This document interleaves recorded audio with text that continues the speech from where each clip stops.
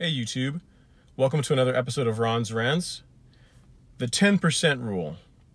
If you ask your financial advisor, you look at most blogs on the internet, and you just find out like how much money you should be putting away to be able to be the good financial position when you get to retirement age. The number you'll often hear is 10%. Save 10% of your income, invest it over time, you should be fine. But is that really good advice? I don't think so. Let's dig into that a little bit. Let's say that you're an average income in America right now, right? So that's just a little bit under $60,000 a year. So let's say, to make the math easy, you're in $60,000 a year.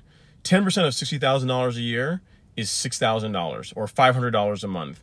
Now, before I record this video, I actually ran this through an investment calculator.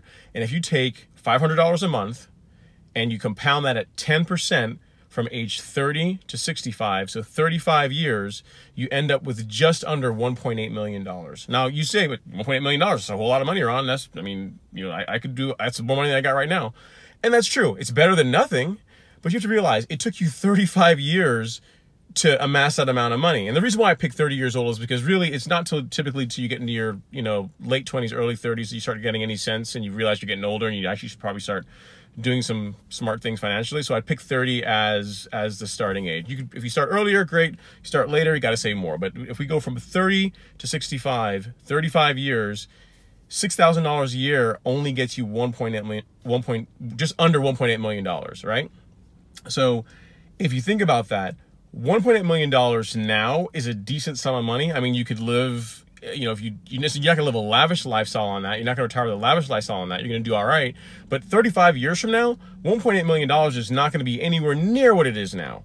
So the 10% rule is good if you want to continue to scrape by and not really be able to live I wouldn't necessarily say lavish, but just a more than comfortable lifestyle to where, if someone has some kind of serious illness, or if you wanted to, help a loved one pay for school or something, that's just not going to get it done. So, and I've always thought that 10% wasn't enough. So what I personally do, and what I think is a good number to work up to, if you're starting out and you're not saving any money at all, 10% is a great start. But eventually the sweet spot that you want to get to is 40%. And here's why. If you listen to, again, the financial advisors, they always talk about saving 10% of your money. You can't save 10%. You need to be investing 10% to get to $1.8 million. If you're saving 10%, you're not gonna end up with anything. So we need to talk about two different buckets now: a savings bucket and an investing bucket. So ideally what you want to do is you want to structure your life such that you can live on 60% of what you earn. So, your housing, car, entertainment, travel, food, all this kind of stuff. Structure your life where you live on 60% of that. The remaining 40%, 10% of it, you save. Like you literally save, you stick it in a bank account, and that's your emergency fund. That's the money that you build up, and it covers two things.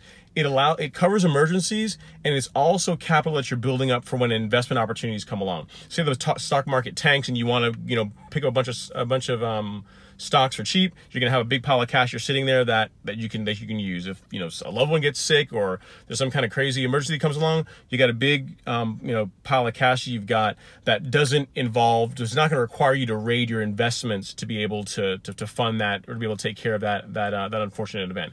So of the 40%, 10% you put into cash. The remaining 30% you invest, and you never touch it. Literally, your investment should be like a trap door, a one-way door. The money goes in and it never comes out until you decide, I'm done working, or you're retirement age, or whatever you want to do. And at that point, you turn off the dividend reinvestment, and you begin living off of the income that the investments throw off. So 40% is a much better goal than 10. I mean, again, 10's a good start, but really you need to be up in that. I mean, 40 is, if you get to 40% where you are, saving 10% of it, 30% you're investing, you're a rock star. You will never have problems with money.